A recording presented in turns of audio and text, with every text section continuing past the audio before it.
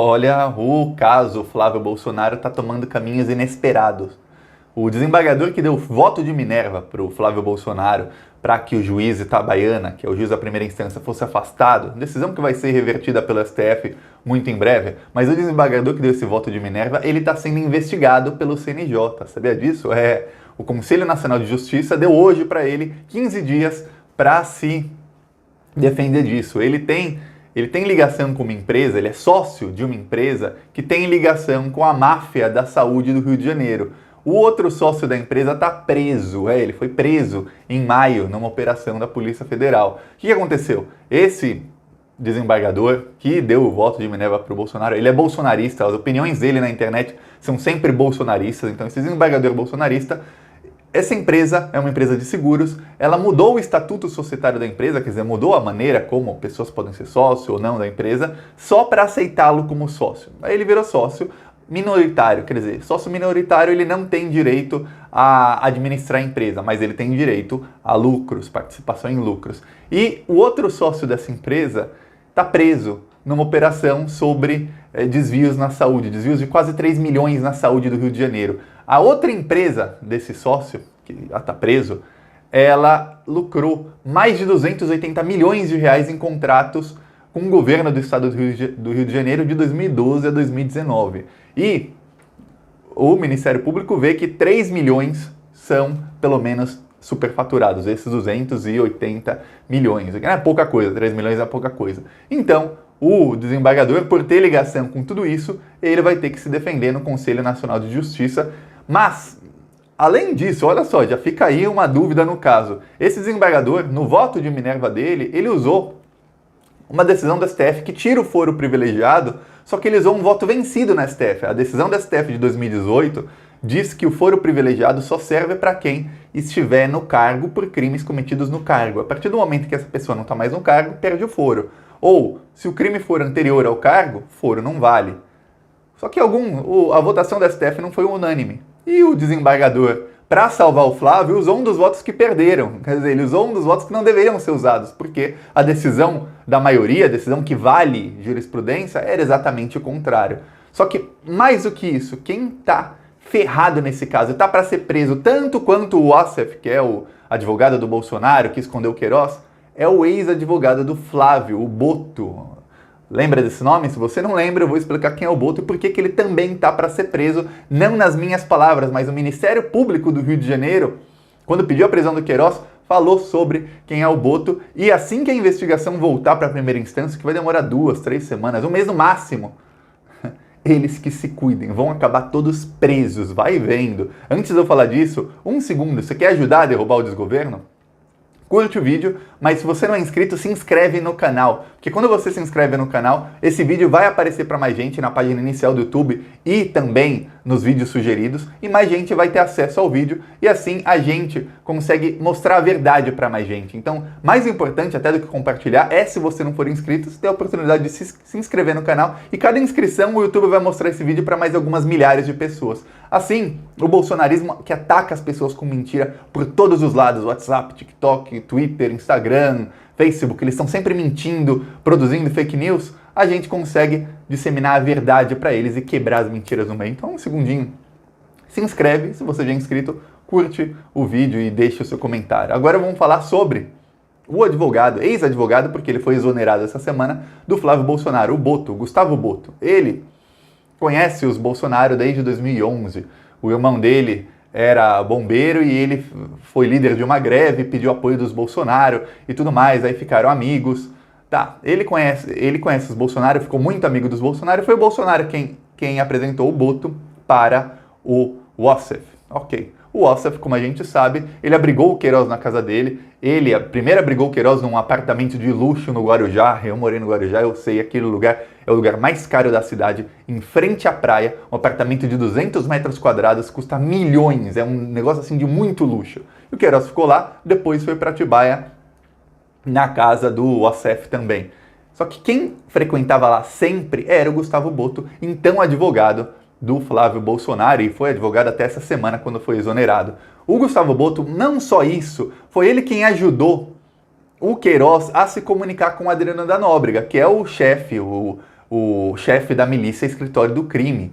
E o Adriano da Nóbrega foi morto na Bahia, miliciano, com mais de 20 assassinatos nas costas. Então o Boto fez a ligação de Queiroz com o Adriano da Nóbrega porque os dois não podiam se comunicar, então usavam o advogado do Flávio. Olha só, isso tudo que eu estou falando não é Thiago, você está supondo? Não, isso tudo que eu estou falando, o Ministério Público está falando isso. Não sou eu, Thiago. Olha o tamanho da encrenca em que ele está. O Ministério Público está falando isso. O Ministério Público fala mais, que não só ele ajudou na ligação, mas ele, e aí o Ministério Público tem mensagens que provam isso, ele foi se encontrar com a mãe e com a esposa do Adriano da Nóbrega e ele levou a mulher do Queiroz, que está foragida nesse momento, ele levou a mulher do Queiroz para se encontrar com elas, porque o Adriano da Nóbrega ia fazer um plano de fuga para o Queiroz. Então, olha só, o Ministério Público também prova que o Gustavo Boto foi quem conseguiu convencer uma funcionária da Assembleia Legislativa do Rio de Janeiro, uma funcionária das rachadinhas do Flávio.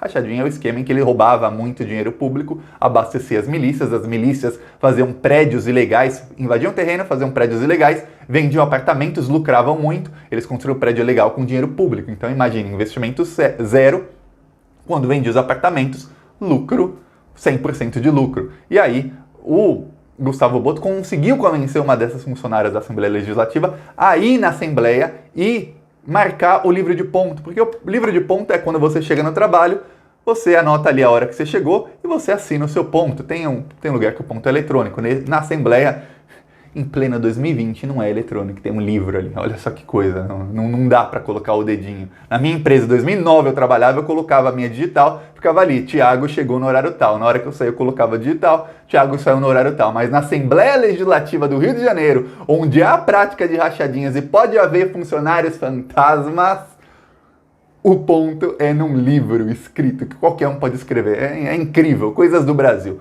Aí, o que acontece? Ela foi lá e fraudou o livro de ponto. Ela não tinha ido nenhum dia trabalhar, ela foi lá, pegou o livro e começou a assinar em vários dias, nos dias anteriores, para dificultar a investigação. E o Ministério Público diz, o advogado do Flávio Bolsonaro, ele embaraçou a investigação, ficou uma coisa assim, e agora? Mas ela não foi, mas agora ela foi. O que aconteceu? O funcionário da Alerj, que foi quem deu para ela o acesso ao livro de ponto, ele foi demitido nessa semana. Ele já foi demitido. Então, o cerco aos Bolsonaro está fechando, porque o funcionário já foi demitido, o Ministério Público já sabe, desde antes do Queiroz ser preso, que o livro de ponto foi fraudado, já sabem que o advogado do Flávio Bolsonaro, Gustavo Boto, ele é quem orquestrou tudo isso, inclusive em mensagens da esposa do Queiroz com outras pessoas, eles chamavam esse cara de louco. Caramba, ele é muito louco, ele está indo contra a investigação e cometendo um crime atrás do outro, de obstrução de justiça, de fraude,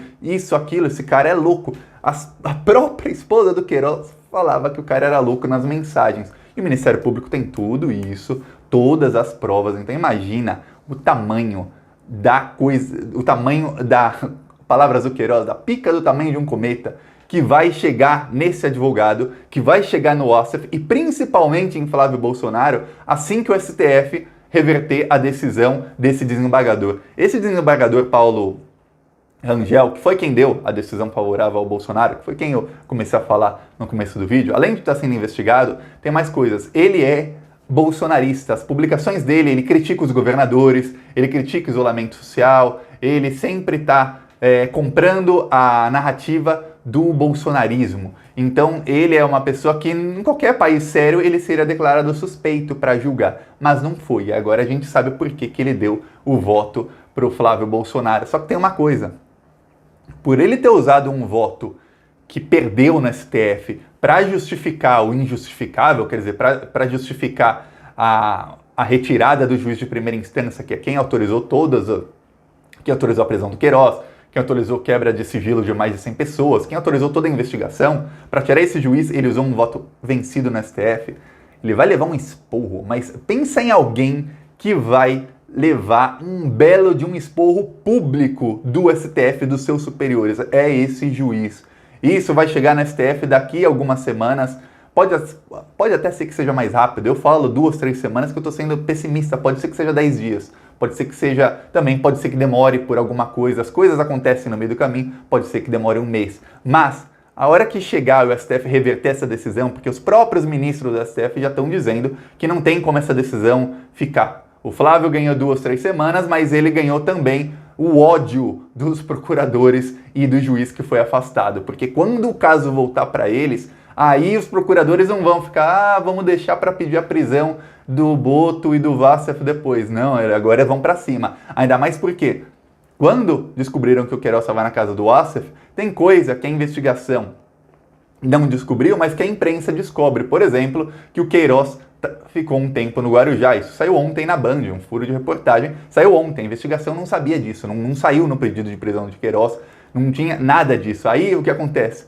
A investigação voltando, eles vão lá, peraí, vamos ver o que tem aqui. Vão cavar ali, vão achar mais coisa, e aí o Wassef vai se complicando cada vez mais. E o Wassef, ele ameaçou o Bolsonaro. Ele deu entrevista à Veja, que foi capa da Veja de hoje, ele falou, eu entrei no meu modo de guerra, e quando eu entro no modo de guerra eu viro um diabo. E depois ele falou, as pessoas não podem esquecer dos seus antigos aliados. Isso foi pro Bolsonaro. E quando eu entrei no meu modo de guerra eu viro um diabo. Quer dizer, nossa, primeira coisa, ele é tipo um robô, né? Você aperta um botão e ele entra no modo de guerra. Eu nunca vi uma pessoa que tem um modo de guerra. O Thiago não tem um modo de guerra. Eu posso ficar bravo, posso ficar mais feliz, pode ficar assim, preocupado. A modo de guerra, aperta o botão, pum, agora eu vou guerrear. Esse, o Wassef, ele tem. Os jornalistas da Veja que o entrevistaram falaram que ele ele não bate muito bem, que ele fala um monte de coisa sem nexo, aí depois ele para respirar. E ele fica 10 segundos, 15 segundos respirando, e depois ele continua o raciocínio, mas não faz sentido nada do que ele fala, mas que ele está extremamente agressivo, que as pessoas próximas dele falam que ele tem momentos de euforia e momentos de depressão, ele pode ter distúrbio bipolar. É comum, muita gente tem, ele pode ter. Ele deveria tomar remédio, o Carluxo podia indicar para ele alguns remédios para tomar, ou melhor ainda, um psiquiatra, porque parece ser o caso do Wassef. Mas o Wassef, ele já mudou de versão em uma semana 6 ou 7 vezes. Praticamente todo dia ele tem uma versão nova sobre o Queiroz. E o que já ficou claro para todo mundo é que ele estava escondendo o Queiroz. E a versão de hoje da Veja, ele se incrimina, ele fala, eu escondi o Queiroz para salvar o Bolsonaro, mas o Bolsonaro não sabia.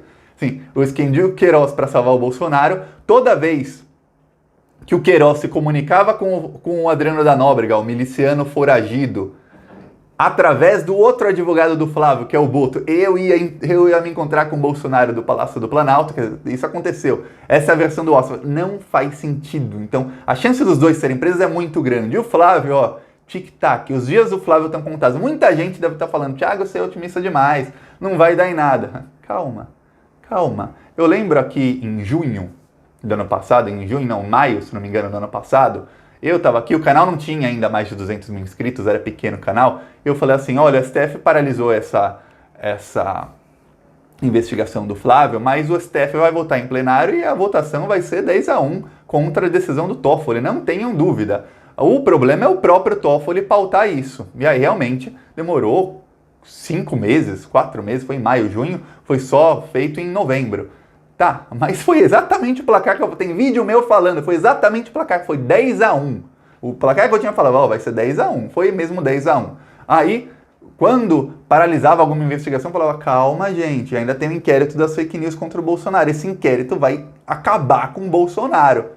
Aí teve busca e apreensão, teve a prisão da Sara Giromini, que agora está com tornozeleira, não pode sair de casa, está com todos os sigilos quebrados, não pode nem se comunicar com o pessoal do Gado 300, acampamento. Hoje teve prisão daquele youtuber bolsonarista que o Bolsonaro divulgou tanto, o Oswaldo Eustáquio, que, segundo as investigações, ele é o cabeça do acampamento Gado 300, não é a Sara, é ele é quem teve a ideia.